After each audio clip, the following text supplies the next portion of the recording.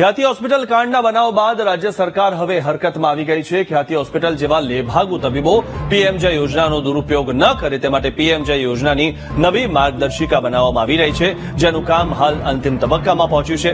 પ્રથમ દિવસે જ ફરિયાદ કરીને પોલીસે તપાસ શરૂ કરી હતી। નકલી પીએમજે કાર્ડ બનાવનાર 6 આરોપીને પકડ્યા છે, તો પોલીસ સાથે આરોગ્ય વિભાગ કામ કરી રહ્યું છે। આ નવી એસઓપી ટૂંક સમયમાં જાહેર થશે। આરોગ્ય મંત્રીના જણાવ્યા પ્રમાણે ટૂંક સમયમાં નવી માર્ગદર્શિકા જાહેર થઈ શકે છે।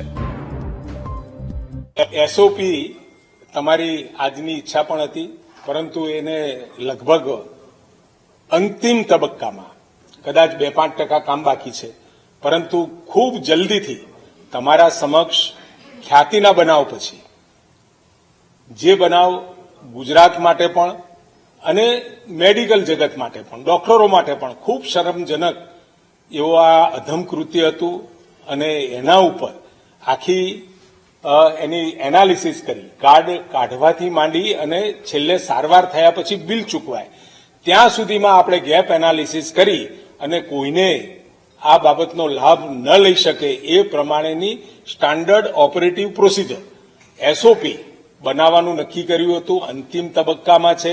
ઘણા બધા વિષયો સાથે કેવળ એકને એક એસઓપી નથી, પરંતુ 5-7 વર્ટિકલ્સની અંદર આમાં કામ થઈ રહ્યું છે। એટલે કદાચ આપને થતું હશે કે આજે એસઓપી જાહેર થશે, પરંતુ એમાં ક્યાંક ને ક્યાંક નાના મોટા વિષયો ફાઇન ટ્યુનિંગના બાકી હોય એ પૂરા કરીને તમારા સમક્ષ સંપૂર્ણપણે